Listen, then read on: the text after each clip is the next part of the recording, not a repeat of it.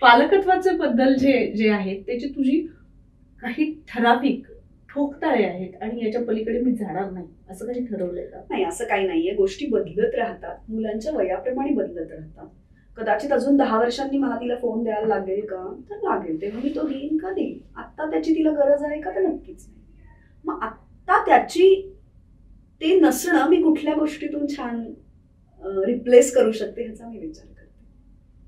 मी तिला खूप फिरायला नेते, तिला अधिक अनुभव मिळावेत असं मला वाटतं. आता आम्ही तिच्या वाढदिवसाच्या निमित्ताने समुद्रावर गेलो होतो, तर ती साधारण 1 वर्षाची असल्यापासून समुद्रावर जाते. तर त्यामुळे किल्ले करणं, वॉटर स्पोर्ट करणं, पाण्यामध्ये डुंबणं आणि त्यात ती अशी, आणि ती म्हणाली मस्त आहे हा वाढदिवस, आपण पुढचा पण असाच करूया. तर मला असं वाटतं की हे अनुभव तिला तिच्या बिंदूप्रमाणे तिला काहीतरी देऊन जात असतील.